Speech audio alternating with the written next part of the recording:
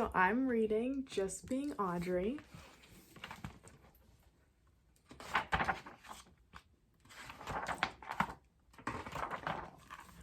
More than anything, Audrey wanted to be a ballerina. She was too tall, her feet were too big, and her neck was too long. Still, Audrey danced on. She held fairy tale ballets in her yard, the trees and squirrels her audience. Audrey's brothers would tease her, always off in her own world, but her mother understood. And it's just like Audrey to do her own thing.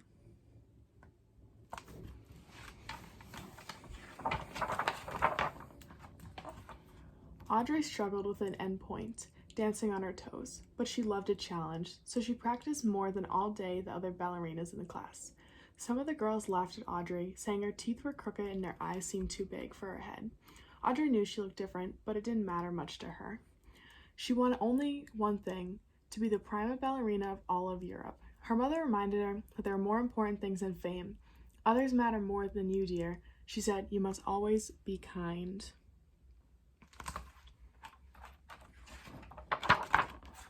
When Audrey was 10 years old, World War II broke out in Europe. Her family flew to Holland, but the Nazi troops marched into the country and right up to the Hepburns' front door. Although her mother was a baroness, Audrey's childhood was turning out to be anything but noble. Her family and 40 other people hid in a small house in the country. There was no heat and little food. Supplies were quickly running out, and the people were starting to feel desperate. Despite everything, Audrey continued to dance. She took the children to the dining room to practice ballet routines. The dancers held performances to raise money for resistant troops. The audience could not clap for fear of being found, but the smiles on their faces told Audrey all she needed to know. One day there was a knock on the front door and everyone froze. Had they been discovered? But after years of bad news, there was finally something to celebrate. The war had ended and volunteers from the United Nations had arrived, bringing food, clothing, and medicine. One volunteer gave Audrey a chocolate bar. She ate it so quickly she got a stomachache. But it was the most delicious thing she'd ever tasted. Audrey never forgot that kind gesture. After the war ended, Audrey and her mother moved to London. They had very little money. In fact, Audrey had only a few blouses and skirts and one colorful scarf. But she could tie the scarf 20 different ways to make a new outfit every day. Audrey soon realized that her dream of being a ballerina was not going to become a reality. She was simply too tall, and no amount of practice could change that. She decided to try acting instead. She landed a few small roles. One took her to the south of France.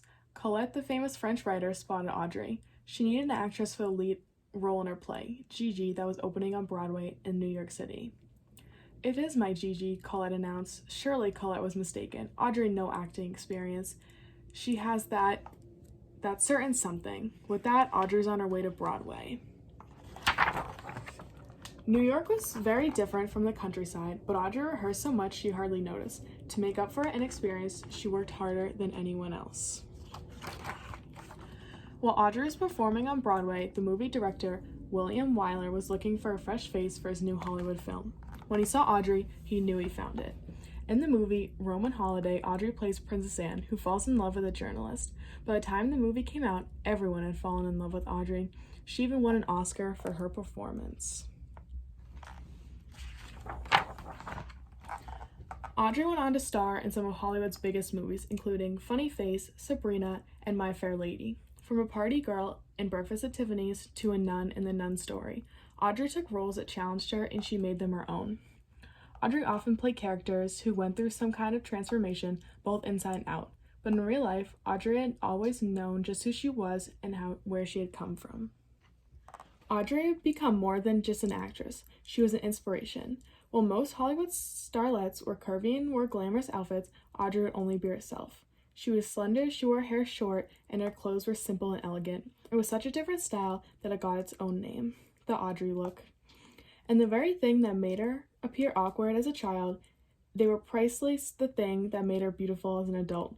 From Los Angeles to New York, Paris to Tokyo, these were intimidations of her walking around town. Everyone wanted to be just like Audrey. She didn't behave like most movie stars either. She was always on time and studied her lines to perfection. After filming, Audrey would cook warm spaghetti dinners for the cast and crew. She was the kindest actress any of them had ever worked with. Audrey starred in more than 24 movies, but her dream role was being a mother. She spent her days with her sons, Sean and Luca, and tended her garden in the afternoons. She had never been happier. One of her children had grown and decided to put fame into good use. In 1988, Audrey became a goodwill ambassador for an organization called UNICEF. It was the very same organization that helped her as a child during the war. Audrey traveled all over the world bringing aid to children in need. Like with flowers, she said, it's the same with children. With a little help, they can survive, and they can stand and live another day. Her finest performance came in 1989. Audrey spoke to Congress and asked for help for all of the children she had met during her travels. I'm here today to speak for children who could not speak for themselves. She said, every child has the right to health, to tenderness, to life. Her words were so moving and eloquent that people listened. Funding for UNICEF doubled, and she inspired fellow actors to join the movement. For her effort, Audrey was awarded the Presidential Medal of Freedom in 1992, one of the highest honors a person can receive. Audrey's life was not always a fairy tale, but she chose hope over sorrow. Her legacy remains, and is the loveliness of her movies, and the kindness she showed others, and the faces of children she helped around the world. And if you look closely, you can still see the Audrey look around town. The end.